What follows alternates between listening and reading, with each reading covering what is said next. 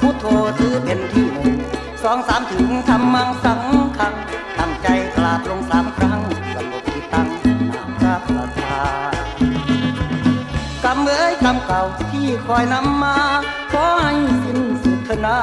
อย่ามาคอยตามราวีชาตินี้แค่เขาจึงเอาน้ำตาไหลพลีผู้นั้นคุณเขามากมีให้เขาสุขีรักกันนานๆพี่มันจงบันดลให้เขาถึงหลักใจยาพ่อความเงาขอให้เขายิ่งใจผู้นั้นเขาของมัน